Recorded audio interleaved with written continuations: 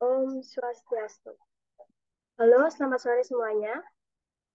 Baik, kembali lagi bersama saya, Ayu Bunga Jeta Damayanti, dengan materi yang akan saya bawakan pada kali ini, yaitu bullying pada anak sekolah dasar. Nah, baik, belum lanjut. Apa sih itu bullying? Jadi, bullying itu adalah ketika seseorang terus-menerus mengganggu, membuat teman-temannya merasa buruk, baik dengan sengaja maupun tidak disengaja.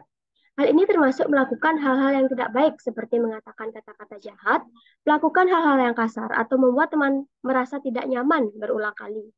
Nah, bullying itu tidak baik dan kita harus bekerja sama untuk menjadikan sekolah tempat yang aman dan bahagia bagi semua orang. Baik, bullying ini juga merupakan tindakan yang disengaja maupun tidak disengaja, tetapi dengan jelas menyebabkan ketidaknyamanan, penghinaan, kerugian, kejahatan, dan penderitaan bagi korban yang dapat menyebabkan lingkungan bekerja yang tidak menyenangkan, baik di sekolah maupun di tempat-tempat lainnya, di mana korban sama sekali tidak menginginkan perilaku tersebut. Nah, baik, jika yang tahu pengertian bullying lebih jelas lagi, bisa ketik di kolom komentar.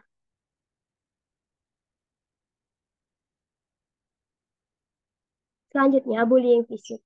Bullying fisik ini merupakan suatu bentuk bullying, di mana bullying ini dilakukan dengan cara kontak fisik atau body contact, seperti menjambak, mencubit, memukul, meludahi, mendorong, dan tindakan lainnya yang memang tidak menyenangkan uh, karena adanya kontak fisik tersebut. Ada pula bullying verbal, di mana bullying verbal ini merupakan sebuah tindakan yang dilakukan secara verbal atau yang dilakukan dengan mengucapkan atau ucapan-ucapan kata-kata jelek seperti itu. Contohnya seperti mengejek, menertawakan, menghina, menyebarkan isu, dan bentuk perilaku verbal lainnya yang mengganggu. Ada pula sebab-sebab munculnya perilaku bullying. Nah, sebab-sebab munculnya perilaku bullying ini tidak ada sebab jika tidak ada akibat. Jadi seperti itu. Nah, ini sebabnya. Sebab muncul akibat bullying itu yang pertama keinginan untuk balas dendam karena dulu pernah mendapatkan perilaku yang sama. Mungkin dulu anak peserta didik itu uh, dapat melakukan dapat pernah dapat atau pernah dilakukan bullying seperti itu. Jadi dia ingin bahwa teman-teman yang lainnya merasakan apa yang dia rasakan pada saat lalu seperti itu. Yang kedua, perasaan ingin menunjukkan kekuasaan. Nah, biasanya SD atau peserta SD itu sering sekali menunjukkan kekuasaannya seperti geng-gengan. Nah, maka dari itu banyak sekali korban bully yang ada di SD. Yang ketiga, ada dorongan untuk mendapatkan kepuasan. Nah, ada juga peserta didik yang jika dia tidak membuli, dia tidak akan puas. Nah, yang keempat, ada kecewa karena orang lain tidak berperilaku sesuai yang diharapkan. Itu adalah sebab-sebab munculnya perilaku bullying. Selanjutnya dampak negatif. Nah, dampak negatif dari korban yang terkena bullying. Yang pertama memicu masalah kesehatan mental seperti gangguan gangguan kecemasan, depresi, traumatik, stres biasanya terjadi itu dalam jangka panjang. Nah, yang kedua, trust issue merupakan kondisi ketika seseorang sulit mempercayai orang-orang yang ada di sekitarnya.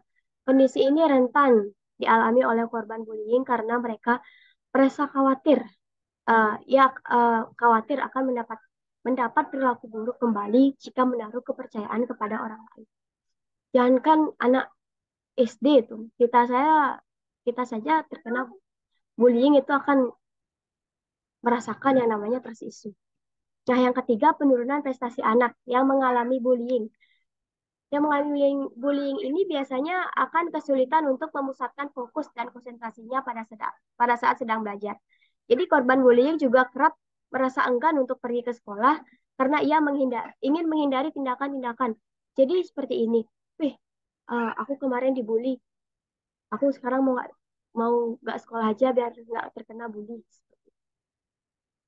Jadi kasihan sekali teman-temannya jika dibully. Maka dari itu kita sebaiknya jangan membuli sama teman kita. Nah, ada pula cara mencegah terjadinya bullying. Yang pertama, jadilah orang yang percaya diri. Yang kedua, jangan sendirian, terutama di tempat sepi. Itu rentan sekali terkena bullying. Eh, Catatlah dan kenali orang-orang yang melakukan bullying, lalu laporkan kepada guru. Jika tidak bisa, catat saja dan kenali orang-orang tersebut, lalu laporkan kepada kepala sekolah yang ada di SD kalian masing-masing. Yang keempat, bersikap tenang pada saat diganggu. Nah, eh, sedikit tambahan dari saya, jangan pernah menyakiti orang lain. Selalu ingat untuk tidak menyakiti perasaan atau fisik orang lain. Pikirkan bagaimana kamu ingin diperlakukan dan perlakukanlah orang lain dengan cara yang sama. Berbicara dengan baik.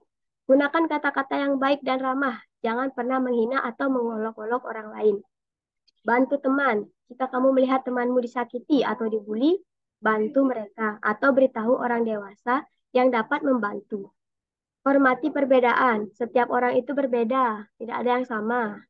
Dan itu adalah hal yang baik. Hormati dan hargai perbedaan antara teman-temanmu. Berbicaralah dengan orang yang dewasa. Jika kamu merasa kesal atau bingung tentang sesuatu, maka bicaralah dengan orang dewasa yang kamu percayai seperti guru atau orang tua. Istilahnya curhat seperti itu, agar pikiran kita juga lebih tenang.